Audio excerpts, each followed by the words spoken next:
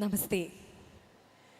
113ാമത് Mar Thoma youth കോൺഫറൻസിൽ നമ്മളിങ്ങനെ ഒരുമിച്ചിരിക്കുകയാണ്. ഈ ഒരു വർത്തമാനത്തിൻ്റെ വിഷയം എൻലൈവൻ ലൈഫ് ബിയോണ്ട് എക്സ്ക്യൂസസ്. മലയാളത്തിലേക്ക് കൊണ്ടുവരുമ്പോൾ അതിന് പരിമിതികൾക്കും അപ്പുറം ചിറകടിച്ചുയർന്ന ജീവിതങ്ങൾ എന്ന് വിളിക്കാൻ ആഗ്രഹിക്കുകയാണ്. ഇത് ഭയങ്കര സീരിയസ് ആയിട്ടുള്ള ഒരു വലിയ പാനൽ ഡിസ്കഷൻ എന്ന രീതിയിൽ നമ്മൾ കാണരുത്. വേദിയിലും സദസ്സിലുമായിരുന്ന് നമ്മൾ വർത്തമാനം പറയുകയാണെന്ന് മാത്രമേ ചിന്തിക്കാവൂ. നമ്മുടെ വിശിഷ്ട വ്യക്തിത്വങ്ങൾ 3 പേരാണ് ഇന്ന് നമ്മുടെ കൂടെയുള്ളത്.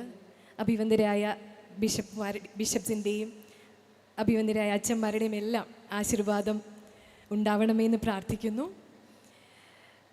ഏറെ സ്നേഹത്തോടെ എല്ലാവരെയും ഈ ഒരു പാനൽ ഡിസ്കഷനിലേക്ക് സ്വാഗതം ചെയ്യുകയാണ്. പരിമിതികൾക്കും അപ്പുറം ചിറക് വിരിച്ച ജീവിതങ്ങൾ എന്നാണ് പറഞ്ഞത്. ആദ്യത്തെ പാനലിസ്റ്റിനെ ഞാനൊന്ന് പരിചയപ്പെടുത്താം. കൃഷ്ണകുമാർ. കൃഷ്ണ കൊല്ലം ചവറ സ്വദേശിയാണ്. സ്പൈനൽ മസ്കുലർ അട്രോഫി SMA എന്ന ജനിതക രോഗാവസ്ഥയിലൂടെ കടന്നു പോകുന്ന ഒരു വ്യക്തിയാണ്. എന്നുവെച്ചാൽ നമ്മുടെ ചലനത്തെ നിയന്ത്രിക്കുന്ന മസിൽസിൻ്റെ എല്ലാം ബലം ക്ഷയിച്ചുകൊണ്ടേയിരിക്കുന്ന ഒരു രോഗാവസ്ഥയാണത്. നമ്മൾ പലപ്പോഴും കേട്ടിട്ടുണ്ടാവും SMA എന്നതിനെക്കുറിച്ചൊക്കെ. 17 വയസ്സ് വരെ മാത്രം മെഡിക്കൽ സയൻസ് ആയുസ് പ്രഖ്യാപിച്ചിരുന്ന ഒരു വ്യക്തി സുസ്മേരവദനായി നമ്മുടെ മുൻപിൽ 39ാമത്തെ വയസ്സിൽ നമ്മുടെ കൂടെ ഇരിപ്പുണ്ട്. കൃഷ്ണയ്ക്ക് സ്വയമേ ചലിപ്പിക്കാനാവുന്നത് സ്വന്തം കണ്ണുകളും ആ നാവും വായും മാത്രമാണ്. അത് വച്ചുകൊണ്ട് കൃഷ്ണ നടത്തുന്ന യാത്ര എന്ന് പറയുന്നത് വളരെ വലുതാണ്. കൃഷ്ണയെക്കുറിച്ചുള്ള ഒരു ഇൻട്രൊഡക്ഷൻ വീഡിയോ ആയി തന്നെ നമുക്ക് കാണാവുന്നതാണ്. അതിലേക്ക് പോകുന്നതിന് മുൻപ് തന്നെ തട്ടമിട്ട ഒരു മൊഞ്ചത്തി പെണ്ണി ഇരിപ്പുണ്ട് ഇവിടെ, അല്ലേ? മാരിയത്ത് CH, മലപ്പുറം ചുങ്കത്തറ സ്വദേശിനിയാണ്. 2ാം ക്ലാസ് വരെ പഠിച്ചപ്പോൾ പാറിപ്പറന്ന് നടന്ന മാരിയത്ത് അന്നൊരു പനി വന്ന ശേഷം മാരിയത്തിൻ്റെ ചലനത്തെ അത് വല്ലാതെ ബാധിച്ചു. 10 വർഷത്തോളം മാരിയത്ത് തൻ്റെ വിദ്യാഭ്യാസമൊക്കെ അല്ലെങ്കിൽ ജീവിതം വീടിനുള്ളിൽ ഒതുക്കിയിരുന്ന ശേഷം പിന്നീട് അങ്ങോട്ട് പറന്നുയർന്നു. എങ്ങനെയൊക്കെ പറന്നുയർന്നു എന്നുള്ളത് നമുക്ക് കാണാം. ഒരു എഴുത്തുകാരിയായും ചിത്രകാരിയായും ഒക്കെ പറന്നുയർന്ന വ്യക്തിയാണ് മാരിയത്ത്. ഇപ്പോൾ കാലിക്കറ്റ് യൂണിവേഴ്സിറ്റിയിൽ ലൈബ്രറിയിൽ ക്ലറിക്കൽ അസിസ്റ്റൻ്റ് ആയിട്ട് വർക്ക് ചെയ്യണം. Shall we welcome മാരിയത്ത്.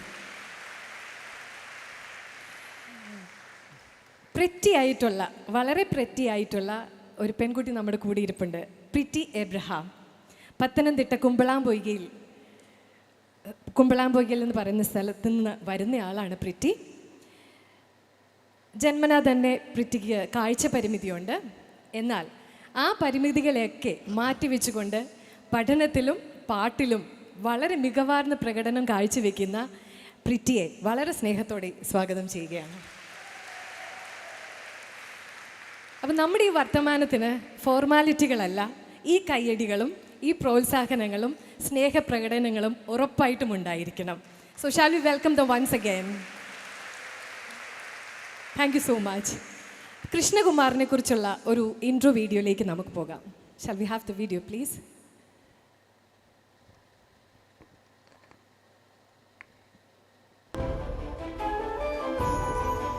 ഈ ചെറുപ്പക്കാരൻ വയസ്സ് 37. ഇഷ്ടം പോലെ അനക്കാവുന്ന ശരീരഭാഗങ്ങൾ, കൺപോളകളും കൃഷ്ണമണികളും ചുണ്ടുകളും നാക്കും മാത്രം. 3.5 പതിറ്റാണ്ടായി ഈ ജീവിതം ഈ നിലയിൽ. എങ്കിലെന്ത്, ആ കണ്ണുകൾ കൊണ്ട് കൃഷ്ണകുമാർ വായിക്കും, ആ ചുണ്ടുകളും ആ നാവും കൊണ്ട് സംസാരിക്കും. അതിനായി സ്കൂളിലേക്കും കോളേജുകളിലേക്കും ഹാളുകളിലേക്കും മൈതാനങ്ങളിലേക്കും പോകും. ചക്രക്കസേരയിൽ വേദിയിൽ കയറും. കിടന്ന കിടപ്പിൽ ചുണ്ടുകൾ മാത്രം അനക്കി സംസാരിക്കും. 1 മുതൽ 2 വരെ മണിക്കൂർ നീളുന്ന പ്രഭാഷണങ്ങൾ. നിങ്ങളുടെ പൊള്ളയായ വാക്കുകൾ എൻ്റെ സ്വപ്നങ്ങളെ, എൻ്റെ ഭാര്യത്തെ ഒക്കെ ഇല്ലാതാക്കിയ 200-ലേറെ വേദികൾ പിന്നിട്ടു. വായനയിലൂടെ കിട്ടിയ അറിവ് മുഴുവൻ ആറ്റിക്കുറുക്കിയ ആ വാഗ്ധോരണി ശാരീരിക വെല്ലുവിളി നേരിടുന്നവർക്ക് പ്രത്യാശ പകരുന്നു, അല്ലാത്തവർക്ക് വിവേകവും. ജനിച്ച8-ാം മാസത്തിൽ ഈ ശരീരം തളരാൻ തുടങ്ങിയതാണ്. പതുക്കെ പതുക്കെ മിക്ക അവയവങ്ങളും പ്രവർത്തനരഹിതമായി. സ്പൈനൽ മസ്കുലാർ അട്രോഫിയാണ് രോഗമെന്ന് വ്യക്തമായി. ഒരു ചികിത്സയുമില്ല അതിന്. കൃഷ്ണകുമാറിന് 6 വയസ്സുള്ളപ്പോൾ ജനിച്ച അനിയത്തി ദേവികയും 8-ാം മാസം ഇതേ രോഗത്തിൻ്റെ പിടിയിലായി. താങ്ങും തണലുമായിരുന്ന അച്ഛൻ 10 കൊല്ലം മുമ്പ് വാഹന അപകടത്തിൽ മരിച്ചു. അതേ അപകടം അനിയത്തിയെയും കൊണ്ടുപോയി. അമ്മയും കൃഷ്ണകുമാറും പരുക്കുകളോടെ ആ അപകടത്തെ അതിജീവിച്ചു. എൻ്റെ വണ്ടിയിൽ നിന്ന് എന്നെ വലിച്ചൂരി എടുക്കുമായിരുന്നു. എടുക്കുന്ന സമയത്ത് എനിക്ക് അമ്മയുടെ കരച്ചിൽ കേൾക്കാം. അമ്മ അച്ഛനെ വിളിക്കുന്നുണ്ട്, എൻ്റെ സഹോദരിയെ വിളിക്കുന്നുണ്ട്. അച്ഛനും മോളൊക്കെ മരിച്ചതിന് ശേഷം അവൻ്റെ ഒരു ബലത്തിലാണ് ഞാൻ അവനെ ഇങ്ങനെ കൂടാതെ നോക്കുന്നതെന്നുള്ളതല്ല. ധൈര്യം അവൻ്റെതാ, എനിക്ക് ധൈര്യമില്ല.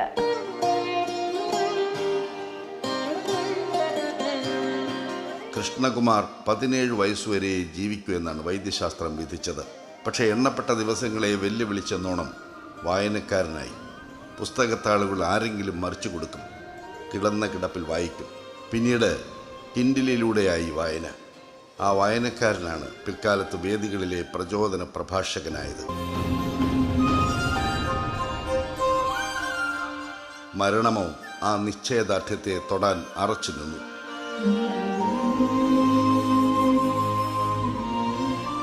ഇന്ന് രോഗിയും അവശനുമല്ല കൃഷ്ണകുമാർ. 500-ലേറെ സമാനരെ നയിക്കുന്ന മൈൻഡ് എന്ന സംഘടനയുടെ വൈസ് ചെയർമാനാണ്. തളർന്നവരുടെ തളരാത്ത നായകൻ, അനക്കമറ്റവരുടെ അപരാജിതമായ നാവ്,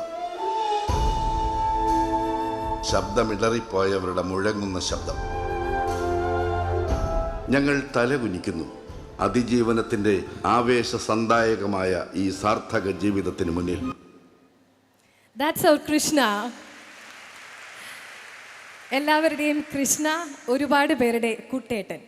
നമുക്ക് പിന്നീട് കൃഷ്ണയിൽ നിന്ന് കൂടുതൽ കാര്യങ്ങൾ കേൾക്കാം. നമുക്ക് മാരിയത്തിൻ്റെ ഒരു വീഡിയോ കൂടെ കാണാം. മാരിയത്ത് CH. എഴുത്ത്, പുസ്തകം, paintings, television channel, reality show, പൊതുപ്രവർത്തനം എന്നീ മേഖലകളിൽ സജീവമായ വ്യക്തിത്വം. ജീവിതാനുഭവങ്ങൾ എഴുതിയ കാലം മായ്ച്ച കാൽപ്പാടുകൾ എന്ന പുസ്തകത്തിൻ്റെ ആദ്യ പതിപ്പ് 2009 മാർച്ചിൽ പുറത്തിറക്കി. കേന്ദ്ര സാഹിത്യ അക്കാദമി 2023 ജൂലൈ 18 ഡൽഹിയിൽ വെച്ച് സംഘടിപ്പിച്ച ഭിന്നശേഷി എഴുത്തുകാരുടെ സംഗമത്തിൽ കേരളത്തിൻ്റെ പ്രതിനിധിയായി പങ്കെടുത്തു. 2009 കേരള മാപ്പിള കലാ അക്കാദമി മലപ്പുറം ജില്ലാ chapter Ishal Khadeem. 2012 woman achiever of the year Calicut university. 2013 media one channel ഞാൻ സ്ത്രീ റിയാലിറ്റി ഷോ. 2015 മുതൽ 2016 വരെ കേരള സർക്കാർ സാമൂഹിക നീതി വകുപ്പ് എന്നീ ആദരവുകൾ ലഭിച്ചിട്ടുണ്ട്. വിദ്യാർത്ഥികൾക്കും വിഭിന്നശേഷിയുള്ളവർക്കും രക്ഷിതാക്കൾക്കും വേണ്ടി മോട്ടിവേഷൻ ക്ലാസുകളും നടത്താറുണ്ട്. 2012 മുതൽ കാലിക്കറ്റ് യൂണിവേഴ്സിറ്റിയിൽ ജോലി ചെയ്യുന്നു. മലപ്പുറം ജില്ലയിൽ ചുങ്കത്തറ സ്വദേശിയായ മാരിയത്തിനെ വനിതാ രംഗത്തെ സമഗ്ര സംഭാവനയ്ക്കുള്ള അവാർഡ് നൽകി പീപ്പിൾസ് ഫൗണ്ടേഷൻ ആദരിക്കുകയാണ്. യെസ്, അവർ മാരിയത്ത്. പ്രിറ്റി പഠനത്തിലും പാട്ടിലും വളരെ മികവ് പുലർത്തുന്ന വ്യക്തിയാണെന്ന് ഞാൻ പറഞ്ഞു. അപ്പോൾ നമുക്കിനി വീഡിയോ അല്ല കാണേണ്ടത്, നമുക്ക് പ്രിറ്റിയുടെ ഒരു പാട്ട് കേൾക്കാം. Are you ready for that? Yes.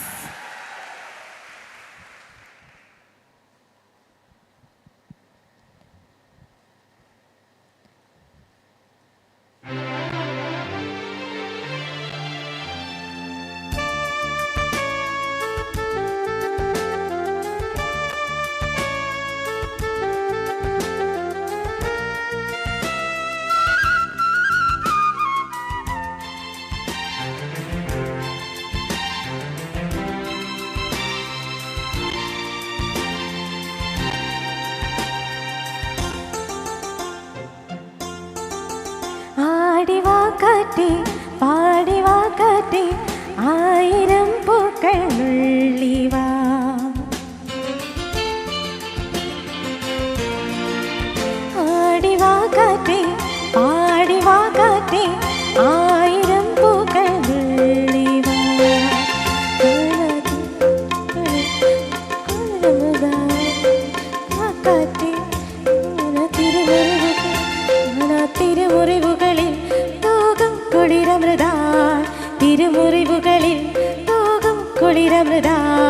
കരളിൽ നിറയും കളരവമായി പൂങ്കാറ്റേ ലാലാ. ആടിവാ കാറ്റേ പാടിവാ കാറ്റേ ആയിരം പൂക്കൾ നുള്ളിവാ. അന്തിപ്പൂമാനം പൊന്നു ഞാലാട്ടും മന്ദാരപ്പൂക്കൾ നുള്ളിവാ.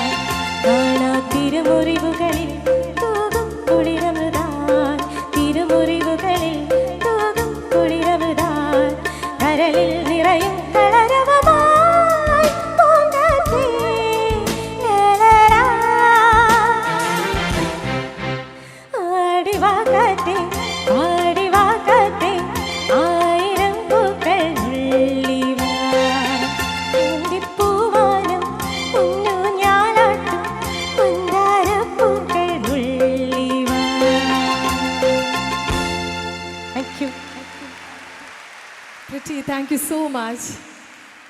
പ്രിറ്റി നല്ലൊരു പാട്ട് നമുക്ക് തന്നു അല്ലേ? There is a speciality for this day for Pritty. It's a birthday today. Shall we wish her? So can you join me? Happy birthday to you. Happy birthday to you. Happy. Why don't you sing? ഏറ്റവും അഭിമന്യനായ സെറാഫിൻ തിരുമേനിയെ പ്രിറ്റിയെ wish ചെയ്യാനായിട്ട് ആദരവോടെ ക്ഷണിക്കുകയാണ്. Shall we sing once again? Louder. Happy birthday to you. Happy birthday to you. Happy birthday dear Priti. Happy birthday to you. പ്രിറ്റിക്ക് എല്ലാവിധമായ ജന്മദിന ആശംസകളും അറിയിക്കുന്നു. Pretty ഒരു മാർത്തോമാക്കാരിയാണ്, കുമ്പളാമ്പുയ മാർത്തോമ ഇടവക്കാരിയാണ്.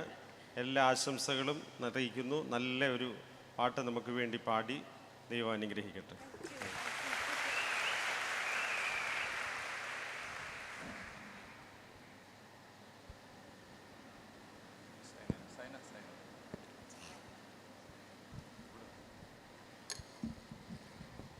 താങ്ക് യു തിരുമേനി, താങ്ക് യു പോളച്ച.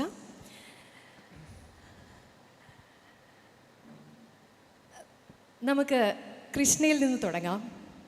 കൃഷ്ണ മൈൻഡ് ട്രസ്റ്റിൻ്റെ വൈസ് ചെയർമാനാണിപ്പോൾ. ഉഗ്രൻ ഒരു സ്റ്റോറി ടെല്ലർ കൂടിയാണ്. കൃഷ്ണ, എനിക്ക് ആദ്യം ചോദിക്കാനുള്ളത്, ഈ മൈൻഡ് ട്രസ്റ്റ് എന്താണ്? എങ്ങനെയാണ് കൃഷ്ണ മൈൻഡ് ട്രസ്റ്റിലേക്ക് എത്തിയത്? കൃഷ്ണയുടെ റോൾ എന്താണ്? ഇപ്പം എന്ത് ചെയ്യുന്നു? Happy birthday pretty. ഇന്നിവിടെ പൃഥ്വിക്ക് ബർത്ത്ഡേ വിഷ് ചെയ്യുന്ന സമയത്ത് നാളെ മൈൻഡിൻ്റെ എത്രാമത്തെ ജന്മദിനമാണ്.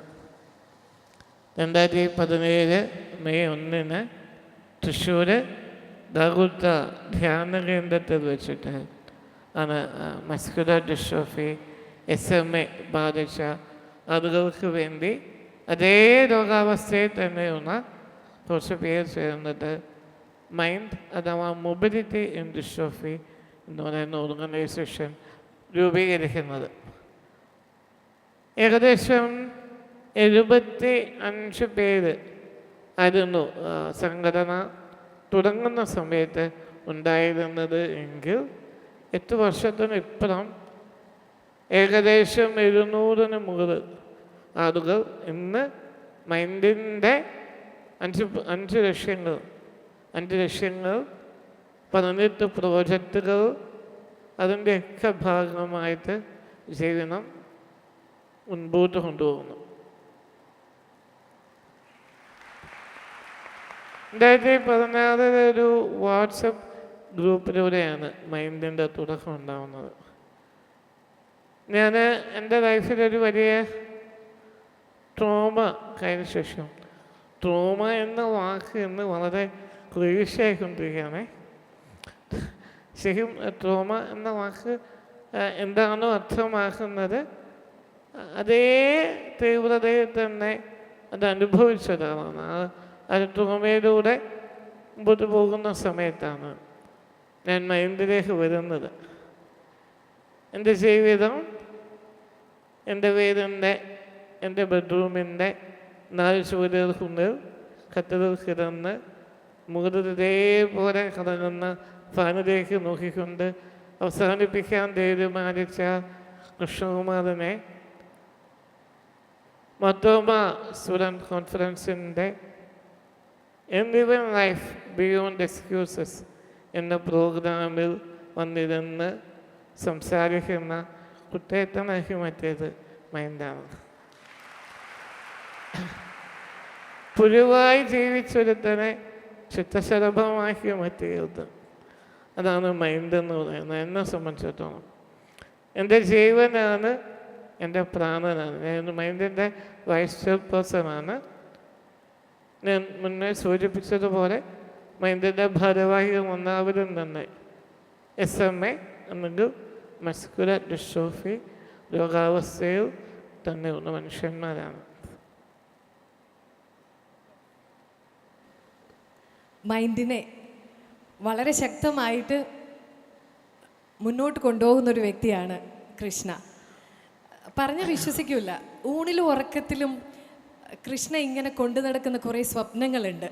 ആ സ്വപ്നങ്ങൾക്ക് വേണ്ടി ഇങ്ങനെ പറന്ന് നടക്കുക എന്ന് പറയുന്ന യഥാർത്ഥത്തിൽ കഴിഞ്ഞ ഒരു 5 വർഷമായിട്ട് കൃഷ്ണയെ ഒബ്സർവ് ചെയ്യുന്നൊരു വ്യക്തി എന്ന രീതിയിൽ ഞാൻ കണ്ടിട്ടുണ്ട്. മാരിയത്തിലേക്ക് ഞാൻ വരികയാണ്. 2ാം ക്ലാസ്സിൽ പഠിച്ചപ്പോൾ മാരിയത്തിൻ്റെ ചലനം വളരെ റെസ്ട്രിക്റ്റഡായി. ചലനം നെഞ്ചിന് താഴേക്ക് നഷ്ടപ്പെട്ടു. ഒരു പനി ബാധിച്ചതാണ്. ഒരു 10 വർഷം വീടിനുള്ളിൽ കഴിഞ്ഞുകൂടി. പിന്നീട് അങ്ങോട്ട് ആ വീടിനുള്ളിലിരുന്ന മാരിയത്തായിരുന്നില്ല. എങ്ങനെയാണ് ഇപ്പം കൃഷ്ണ പറഞ്ഞതുപോലെ ഇങ്ങനെ പ്യൂപ്പയായിട്ട് അവിടെ ഇരിക്കുമായിരുന്നു? എങ്ങനെയാണ് ഈ ചിത്രശലഭമായത് 10 വർഷത്തിന് ശേഷം? എഴുത്തുകാരി, കാലം മായ്ച്ച കാൽപ്പാടുകൾ എന്ന് പറഞ്ഞ പുസ്തകം ഇറക്കി. പിന്നെ ജോലിയൊക്കെ നേടി നല്ലതായിട്ട് പടം വരയ്ക്കുന്നുണ്ട്, ചിത്രകാരിയാണ്. എങ്ങനെയാണ് മാരിയത്ത്, ഒന്ന് പറയൂ.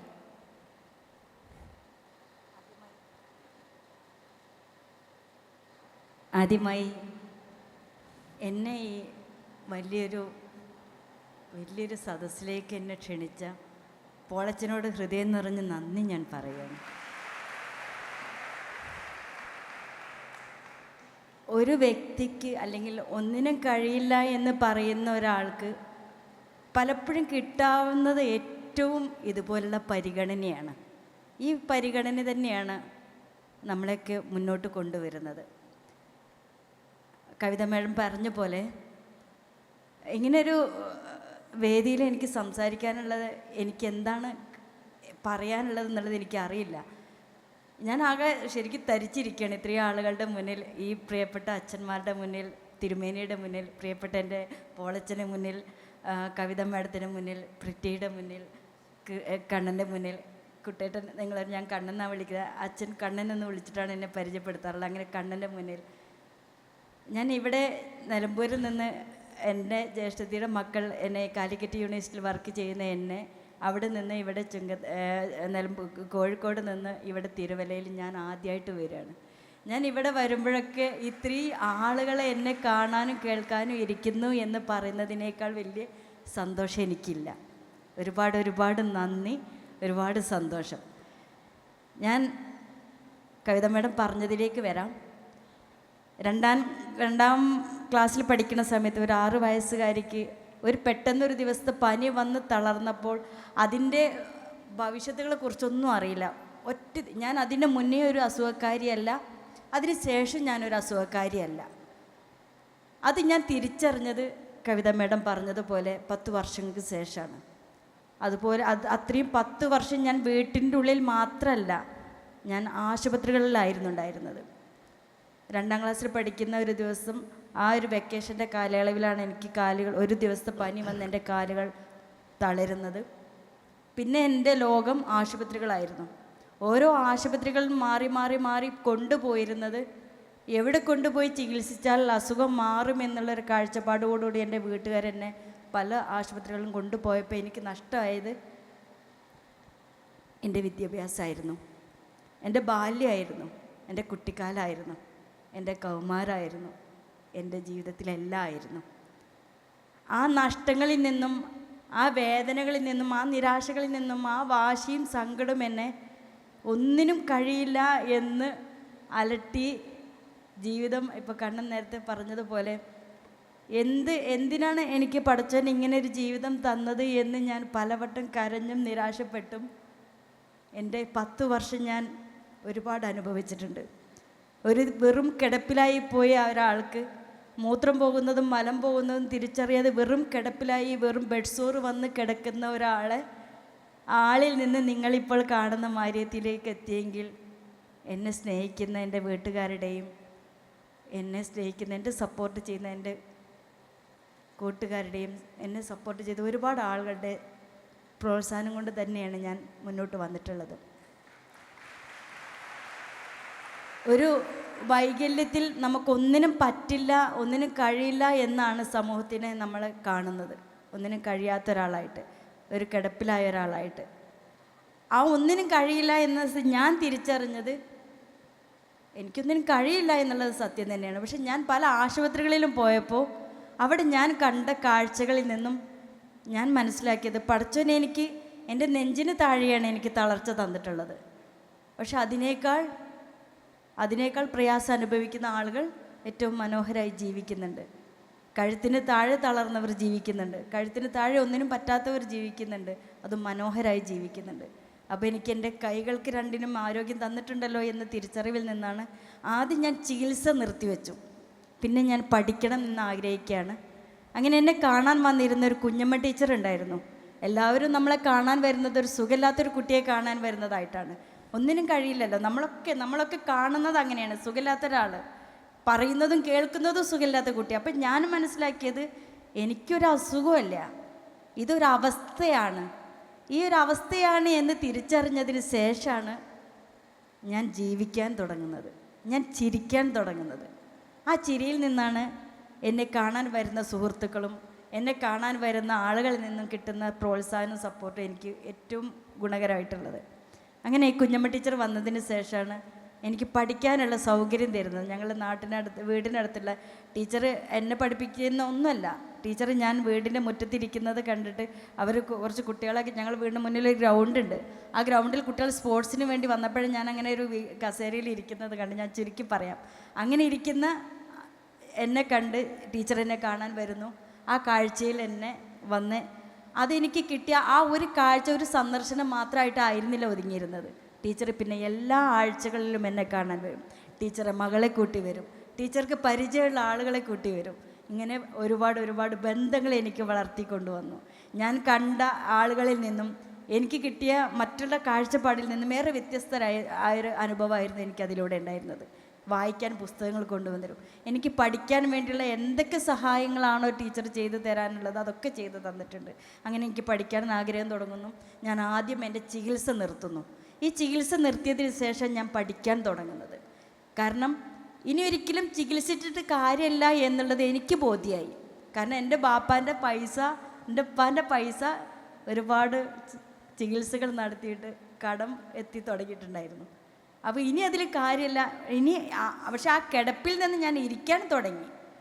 അങ്ങനെ ഞാൻ 10ാം ക്ലാസ് 1992 ഞാൻ 10ാം ക്ലാസ് ഡിസംബറിലാണ് ഞാൻ പഠിക്കാൻ തുടങ്ങുന്നത്. 93 മാർച്ചിൽ ഞാൻ എക്സാം എഴുതി, 10ാം ക്ലാസ് എക്സാം എഴുതി.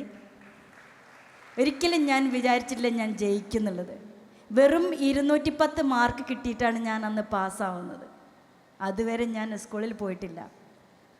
ബേസിക്കായിട്ട് എല്ലാ വിഷയങ്ങളും നിങ്ങൾക്കറിയാം. 1 തൊട്ട് 10 വരെ പഠിക്കുന്ന ഒരു കുട്ടികളുടെ അവസ്ഥ നിങ്ങൾക്കറിയാലോ. അതൊന്നും പഠിക്കാതെ വെറും 4 മാസത്തെ പഠനം കൊണ്ടാണ് ഞാൻ 10ാം ക്ലാസ് എഴുതുന്നതും പാസ്സാവുന്നതും. അന്ന് ആ 210 മാർക്ക് എനിക്ക് ഒരു റാങ്കിന് തുല്യമായിരുന്നു. അങ്ങനെ അത് കണ്ടിട്ട് കുഞ്ഞമ്മ ടീച്ചർ വീണ്ടും വന്നു, മോള് കോളേജിൽ പോയി പഠിക്കണമെന്ന് പറഞ്ഞിട്ട്. ഒരിക്കലും ഞാൻ എൻ്റെ ലോകം വിട്ട്, എൻ്റെ വീട് വിട്ട്, ഈ ഒരു വീട്ടിൻ്റെ ഉള്ളിൽ വിട്ട് പുറം ലോകത്ത് ഞാൻ പോയിട്ടുള്ളത് ആശുപത്രികൾ മാത്രമാണ്. കുടുംബത്തിലൊരു ഫംഗ്ഷൻ ഉണ്ടായാൽ പോലും അവിടെ ഞാൻ പങ്കെടുക്കാറില്ല. അവിടെ പങ്കെടുക്കുമ്പോൾ നമ്മൾ കേൾക്കുന്ന കാഴ്ചകളും കേൾക്കുന്നതൊക്കെ അസുഖം എങ്ങനെയുണ്ട്. കാരണം നമ്മൾ കേൾക്കാൻ എന്താണോ ഇഷ്ടപ്പെടാത്തത് അതാണ് നമ്മൾ കേൾക്കാറുള്ളത്. ഞാൻ ഒരു പരിപാടിക്കും പോകാറില്ല. അങ്ങനെയാണ് ഞാൻ ഈ കോളേജിൽ പോകാൻ വേണ്ടി കുഞ്ഞമ്മ ടീച്ചർ വന്ന് എന്നെ നിർബന്ധിക്കുന്നത്. മിനി ടീച്ചറെ പരിചയപ്പെടുത്തി തരുന്നത്, കോളേജിലുള്ള ചുങ്കത്തറ മർത്തോമ കോളേജിലുള്ള മിനി ടീച്ചറെ പരിചയപ്പെടുത്തി തരുന്നത്. അങ്ങനെ മിനി ടീച്ചറാണ് സക്കറിയ സാറെ എനിക്ക് പരിചയപ്പെടുത്തി, കോളേജിൽ പഠിപ്പിക്കുന്ന സക്കറിയ സാറെ പരിചയപ്പെടുത്തി തരുന്നത്.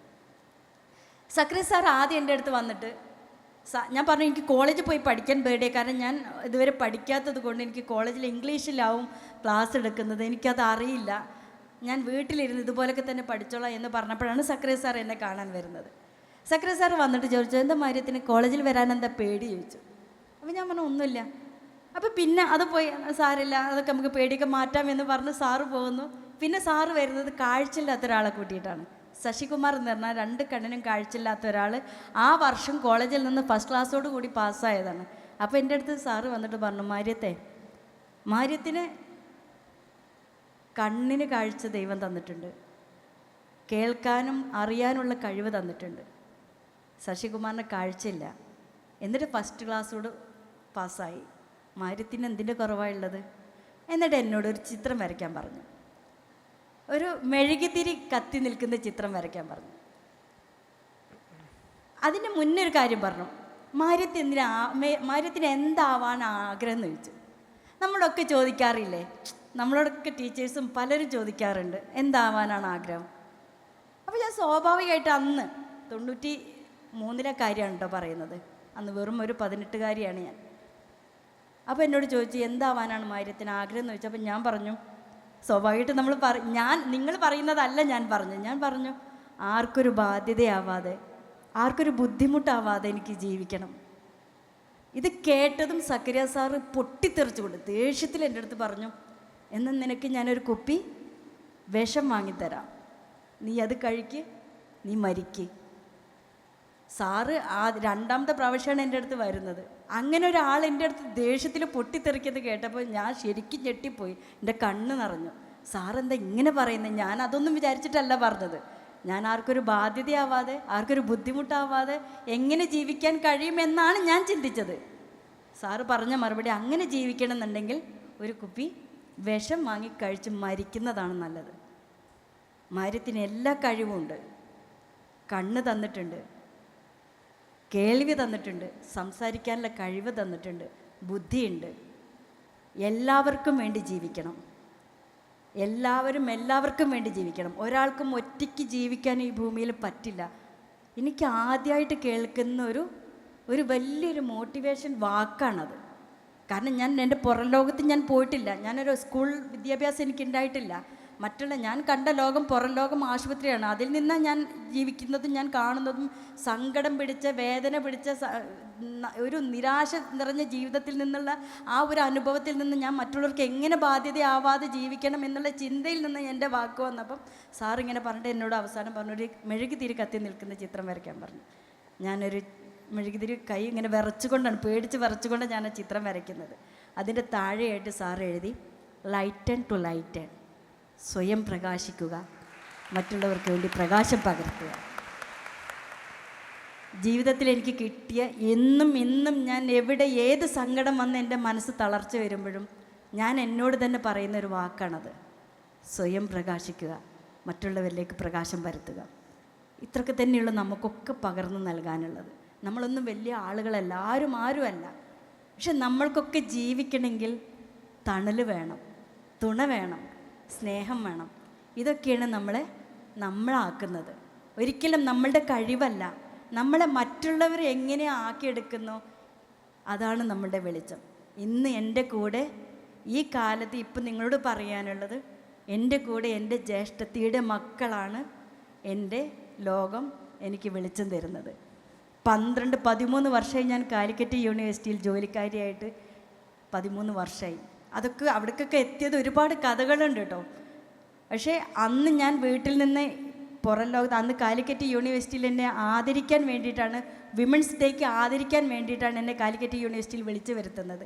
ആ വേദിയിൽ വെച്ചിട്ടാണ് അന്നത്തെ വൈസ് ചാൻസലറായിരുന്ന അബ്ദുൽ സലാം സാറ് എനിക്കൊരു ജോലി ഓഫർ ചെയ്യുന്നത്. ഒരിക്കലും എൻ്റെ ജീവിതത്തിൽ ഞാൻ എൻ്റെ ലോകം വിട്ട് മറ്റൊരു ലോകം ഞാൻ കണ്ടിട്ടില്ല. ഞാൻ എൻ്റെ വീട്ടിൽ നിന്ന് ഇവിടെ വരുന്നത് ജോലി കിട്ടി എനിക്ക് തിരിച്ചു പോയിട്ടാണ് ഞാൻ. അപ്പോഴും എനിക്ക് കൂടെ നിൽക്കാൻ ആളില്ല എന്നതായിരുന്നു എൻ്റെ പ്രയാസം. അങ്ങനെയാണ് എൻ്റെ ജ്യേഷ്ഠത്തിയുടെ മോൻ അന്ന് വെറും 8ാം ക്ലാസ്സിലേക്ക് പാസ്സായി, 7ാം ക്ലാസ് കഴിഞ്ഞ് 8ാം ക്ലാസ്സിലേക്കാണ് പാസ്സായി നിൽക്കുന്ന ആ മോനാണ് എൻ്റെ കൂടെ, ഞാൻ മാരിമാൻ്റെ കൂടെ നിൽക്കാം എന്ന് പറഞ്ഞ് എൻ്റെ കൂടെ വന്ന് നിന്നിട്ടുള്ളത്. അന്ന് മുതൽ എൻ്റെ മോൻ എൻ്റെ കൂടെയുണ്ട്. നിങ്ങളൊന്ന് ചിന്തിച്ച് നോക്കൂ, നിങ്ങൾ ആർക്കെങ്കിലും വേണ്ടി ഒരു ദിവസമോ ഒരാഴ്ചയോ ഒരു മാസമോ മാറി നിന്നിട്ടുണ്ടോ? എൻ്റെ മോൻ എൻ്റെ കൂടെ, എൻ്റെ മോൻ, എൻ്റെ ജ്യേഷ്ഠത്തിയുടെ മോനാണെങ്കിലും എൻ്റെ മോനാണിപ്പോൾ. എൻ്റെ മോൻ എനിക്ക് 13 വർഷമായി എൻ്റെ കൂടെയുണ്ട്. ഇതാണ് എനിക്ക് കിട്ടാവുന്ന ഏറ്റവും വലിയ അനുഗ്രഹം. ഇങ്ങനെയുള്ള സ്നേഹങ്ങളാണ് എന്നെ മുന്നോട്ട് കൊണ്ടുപോകുന്നതും എന്നെ നിങ്ങൾ കാണുന്ന എഴുത്തുകാരി എന്നും ചിത്രകാരി എന്നും അല്ലെങ്കിൽ മറ്റുള്ള അതൊക്കെ ഒരു പൊലിപ്പ് മാത്രമാണ്. പക്ഷെ നമ്മളെ മുന്നോട്ട് കൊണ്ടുവരുന്നതും നമുക്ക് വെളിച്ചം തരുന്നത് ഇങ്ങനെ സ്നേഹിക്കുന്നവരുടെ സപ്പോർട്ടാണ്. അത് തന്നെയാണ് നമുക്ക് എല്ലാവർക്കും പകർന്നു നൽകാനുള്ളത് എന്നാണ്. ഇപ്പം ഇത്തിരി വാക്കുകൾ കൂടിപ്പോയി എന്നറിയാം, എന്നാലും മാഡം പറഞ്ഞതിന് ഇത്രയാണ് ഞാൻ എന്നുള്ളത് ഞാൻ സൂചിപ്പിച്ചുകൊണ്ട് എൻ്റെ വാക്കുകൾ ചുരുക്കുന്നു. Thank you. വാക്കുകൾ ഒരിക്കലും കൂടുതലായിട്ടില്ല. എല്ലാവർക്കും വേണ്ടി ഉണ്ടാവണം എന്നൊരു വലിയ സൂചനയുണ്ട് അവിടെ. മോളെ പ്രിറ്റി, ഒരു വലിയ ആഗ്രഹം പ്രിറ്റി മനസ്സിൽ കൊണ്ട് നടക്കുന്നുണ്ട്. GK-യിലൊക്കെ ഭയങ്കര പുലിയാണ് കേട്ടോ പ്രിറ്റിയുടെ ഏറ്റവും വലിയ ആഗ്രഹം എന്താ പ്രിറ്റി? ആ ആഗ്രഹത്തിൻ്റെ കാരണം എന്താണ്? എന്തിനു വേണ്ടി അത് ആഗ്രഹിക്കുന്നത്? കാരണം എനിക്കറിയാം എന്താണ് ഗോൾ എന്നുള്ളത് അറിയാം, എന്നാലും പ്രിറ്റി തന്നെ പറയണമെന്ന് ആഗ്രഹിച്ചിട്ട് ചോദിക്കുകയാണ്. എന്താ മോളുടെ ആഗ്രഹം?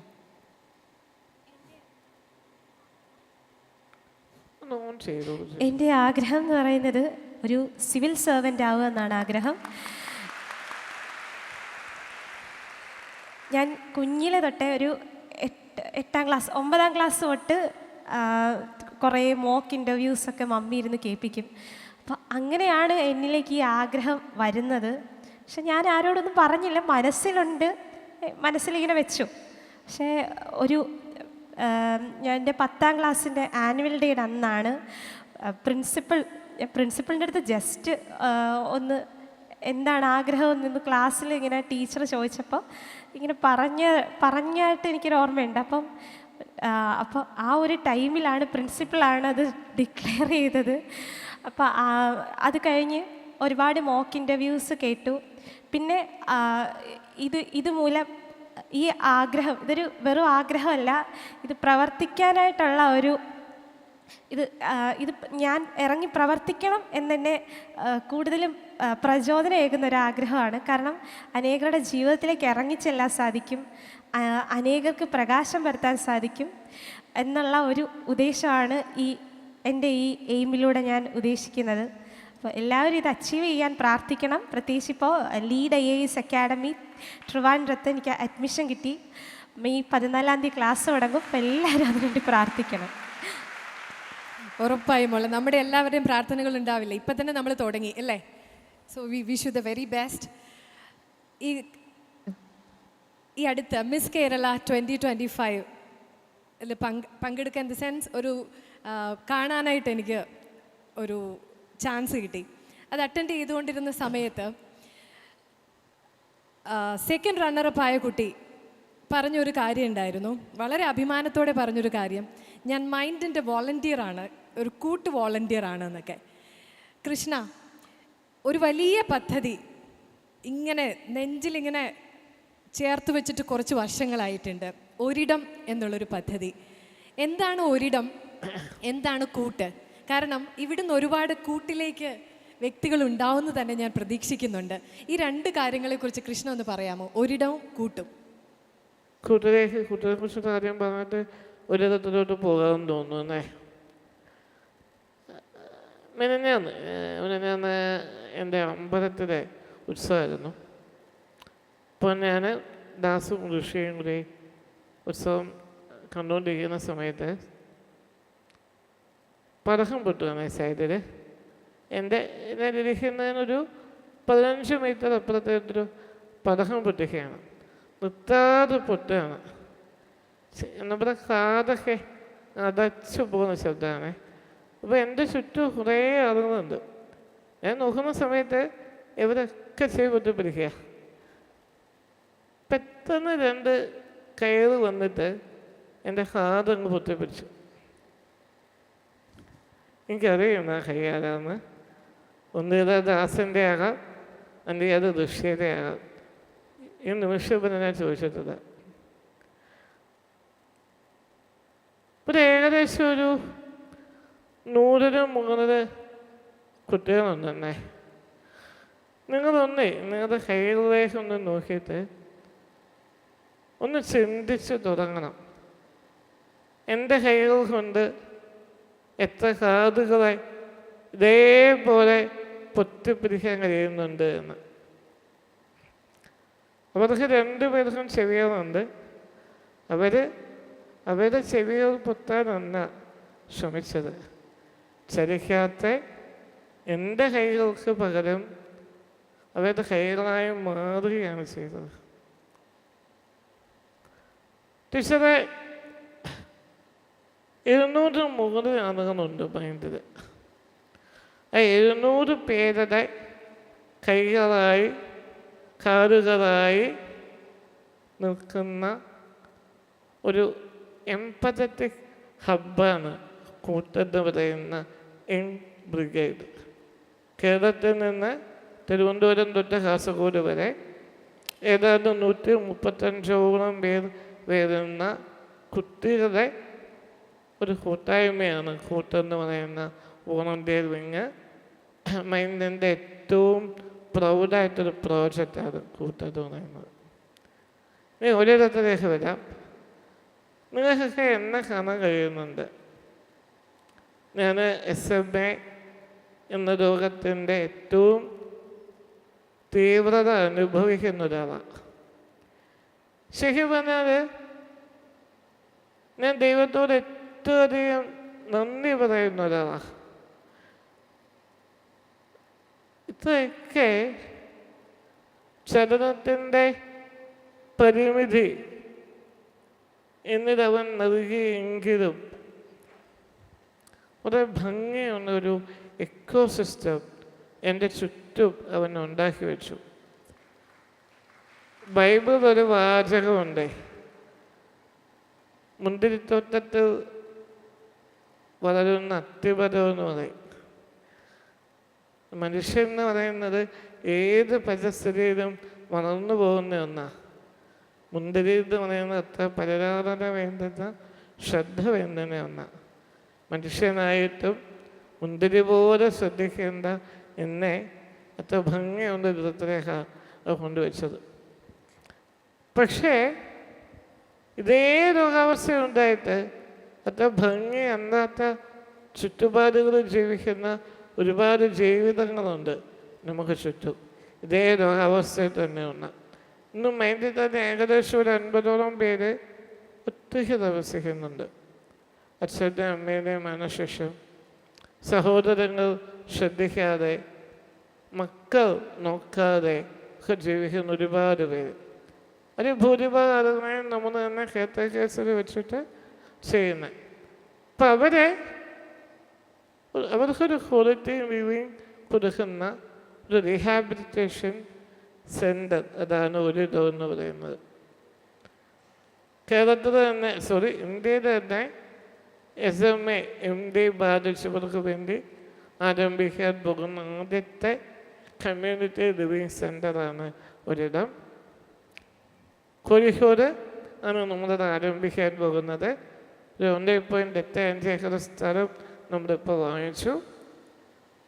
2 വർഷത്തിനുള്ളിൽ ആദ്യത്തെ 20 പേരെ അങ്ങോട്ടേക്ക് മാറ്റാൻ കഴിയുമെന്ന് വിചാരിക്കുന്നു. ഏകദേശം ഒരു 5 കോടി രൂപ ആദ്യഘട്ടം പൂർത്തിയാക്കാൻ നമുക്ക് ആവശ്യമാണ്.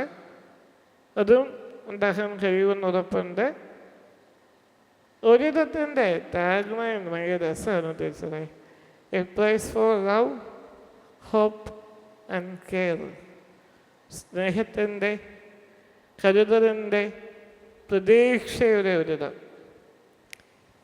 ജീവിതത്തിൽ സ്നേഹം നഷ്ടമായ, പ്രതീക്ഷ നഷ്ടമായ, കരുതലുണ്ട് എന്നറിയാൻ കഴിയാതിരിക്കുന്ന ഒരു പറ്റ മനുഷ്യന്മാരെ ഇത് 3ലേക്ക് കൊണ്ടുപോകുന്ന ഒരു ദേവാലയം.